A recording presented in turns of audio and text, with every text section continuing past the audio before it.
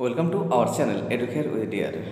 প্রিয় ডিএলএডের ছাত্রছাত্রী, 2021 সেশনের ডিএলএডের দ্বিতীয় বর্ষের ফাইনাল পরীক্ষা শেষ হয়েছে। এখনও পর্যন্ত একটা পরীক্ষা বাকি রয়েছে, সেটা হচ্ছে তোমাদের এক্সটার্নাল এক্সাম অর্থাৎ ম্যাক্রোলেশন।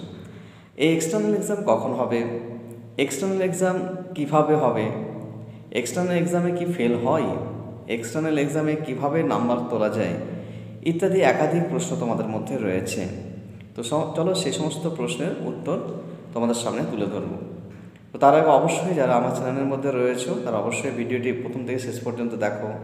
তোমাদের যে সমস্ত প্রশ্নগুলো রয়েছে, কোয়েরিগুলো রয়েছে, আশা করি সমস্ত কোয়েরির আনসার আমি দেওয়ার চেষ্টা করছি। যদি কোনো প্রশ্ন থাকে অবশ্যই কমেন্ট করে জানাবে।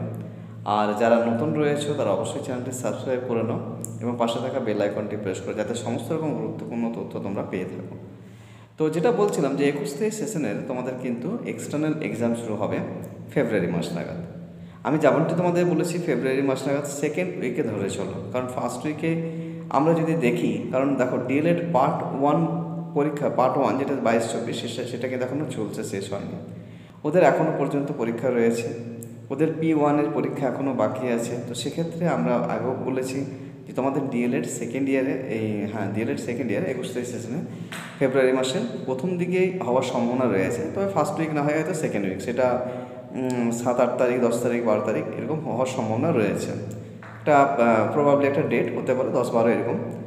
তো যাই হোক, যবে হোক সেটা কিভাবে হবে দেখো, এটা তোমাদের হবে, আমি বলেছি যে কলেজে কিন্তু এটা নিয়ম নয়, এটা তোমাদের সারাউন্ডিং, তোমাদের যেখানে ডিএলএড কলেজ রয়েছে সেই কলেজের সারাউন্ডিং স্কুলগুলোতে হবে। যে স্কুলগুলোতে তোমরা প্র্যাকটিস টিচিং পড়িয়েছিলে অন্তত 45 ডেজ যেটা হয়।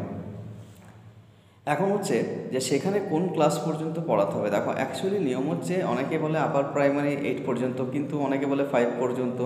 আমি বলবো 1 থেকে 4 পর্যন্ত পড়বে, কারণ এক্সটার্নাল যখন আসেন ওনাদের কিন্তু অনেক সেই বিষয়ে ডিবেট থাকে যে ক্লাস 5 নেওয়া যাবে না। তো যাই হোক, সেই বিষয়ে তো দেখো বিতর্কগুলো তো শেষ নেই। তো ক্লাস 1 থেকে 5 পর্যন্ত, যেটা 4 পর্যন্ত, সেই 1 থেকে 4 পর্যন্ত তুমি কিন্তু পড়ানোর চেষ্টা করবে ম্যাক্রোলেশন। বাংলা আর ইংলিশের মধ্যে একটা পড়াচ্ছ, ম্যাথ আর ইভিএসের মধ্যে একটা পড়াবে। চেষ্টা করবে ক্লাস 1 থেকে 4 পর্যন্ত সাবজেক্টগুলোকে নেওয়া বা ওদের ক্লাসগুলোকে নেওয়া। সেই রিলেটেড সুন্দর একটা টিএলএম, একটা চার্ট, একটা মডেল নেবে। মাস্টারমশাই যিনি আসবেন, এক্সটার্নাল যিনি স্যার বা ম্যাডাম আসবেন, তিনি কিন্তু তোমার ক্লাসে 40 মিনিট ধরে থাকবেন না। তিনি তোমার ক্লাসে 5 থেকে 7 মিনিট, 3 মিনিট এরকমই থাকবেন। তো 3 থেকে 5 মিনিট বা 7 মিনিটের মতো করে তোমাকে পড়াতে হবে। ছোট্ট একটা বিষয় যতটা পড়ালে তুমি তোমার পড়ানোর প্রসেসে যাবে, পড়াবে সুন্দরভাবে, ব্ল্যাকবোর্ড ইউজ করবে, চার্ট মডেল ইউজ করবে, স্টুডেন্টদের একটা প্রশ্ন করবে, ঠিক আছে, রিইনফোর্সমেন্ট দেবে। এইভাবেই তুমি তোমার প্রসেসে স্কিল বেসড তুমি ক্লাসে পড়াবে। তো এই পড়ানো আমি ডেমো তোমাদেরকে নেক্সট ভিডিওতে তুলে ধরবো, কারণ বিষয়টা ক্লিয়ার হয়ে যাবে। ডেমনস্ট্রেশনের মাধ্যমে তোমাদের দেখাবো প্রত্যেকটা বিষয়, বাংলা, ইংলিশ, ম্যাথ, ইভিএস কীভাবে পড়াবে, কীভাবে পড়ানো উচিত। আর এক্সটার্নাল এক্সাম তো বললাম যে কী, কেন, কীভাবে হবে সেটাই তোমাদের বলা হলো। আর এক্সটার্নাল এক্সাম কি ফেল করে? হ্যাঁ, এক্সটার্নাল এক্সামে ফেল করে, না করা নয়।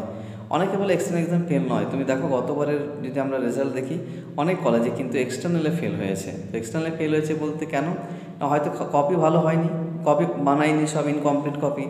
তোমাদের স্কুল বেসডে যে কপিটা রয়েছে, আদার্স ইন্টার্নশিপে যে 2টো কপি রয়েছে, এছাড়াও তোমাদের রয়েছে ফাইনাল লেসন প্ল্যানে যেগুলো রয়েছে, ডেলি লেসন প্ল্যান, এই কপিগুলো যদি না থাকে তো এক্সটার্নাল ফেল করিয়ে দিতে পারে।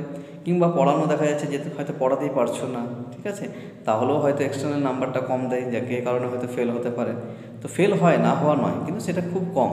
কিন্তু তুমি যদি খাতাপত্র তোমার ওকে রাখো, পড়ানোর বিষয়টা একটু প্র্যাকটিস করো, রীতিমতো সুন্দর সেখানে প্রেজেন্ট করার চেষ্টা করো, ফেল তো নয় বরং ভালো নাম্বার পাবে, খুব সুন্দর ভালো নাম্বার নিয়ে কিন্তু পাস হবে। তো এগুলো অবশ্যই লক্ষ্য করবে। তো আর ভালো নাম্বার কীভাবে আসবে? দেখো, ভালো নাম্বার হচ্ছে যে প্রত্যেকটা খাতাকে সুন্দরভাবে বানাও, ডিজাইনের দরকার নেই, সুন্দর পরিষ্কার পরিচ্ছন্ন সুন্দর হ্যান্ডরাইটিং করে লিখবে। আর খাতাগুলো যেন প্রত্যেকটা যে এক্সটার্নাল কপি যেগুলো দেখতে চাইছে, যেমন স্কুল বেসড অ্যাক্টিভিটি, আদার্স ইন্টার্নশিপে 2টো, daily lesson plan, final lesson plan, chart model, এগুলো যদি থাকে তাহলে তো সুন্দর নাম্বার আসবে। পড়ানোর যে বিষয়টা রয়েছে, কারণ পড়ানোর বিষয়টা থাকছে বাংলা, ইংলিশ, ম্যাথ, ইভিএস, 2টোর মধ্যে একটা করে। তো সেই পড়ানোটা যদি তুমি একটু ভালো করে প্র্যাকটিস করো তাহলে তো প্রচণ্ড নাম্বার ভালো আসবে, খুবই ভালো নাম্বার আসবে। আমরা অনেক ছেলে মেয়ে দেখেছি খুব ভালো নাম্বার আসে। কেন না? এক্সটার্নাল নাম্বারটাও বেশি পায়, ইন্টারনালও পায়, কারণ সেই বিষয়গুলোকে ভালোভাবে দেখেছে, অনুসরণ করেছে। সেইভাবে কি প্র্যাকটিস করো বিষয়গুলোকে। তোমাদের পরের ভিডিওতে আমি ডেমনস্ট্রেশন নিয়ে আসছি বিভিন্ন বিষয়ে। আর তোমাদের যদি কোনো টপিক থাকে যে এই টপিকের ওপর ডেমো দিলে কেমনভাবে দেবো, তো সেগুলো অবশ্যই কমেন্ট করে জানাবে যে কোন টপিকের ওপর, তাহলে আমি চেষ্টা করবো সেই টপিকগুলোকেও তুলে ধরার। তো যাই হোক, আশা করি বিষয়টা বুঝতে পারলে। তো খুব শীঘ্রই দেখা হচ্ছে তোমাদের ডেমনস্ট্রেশন পার্টের পরবর্তী ভিডিওতে।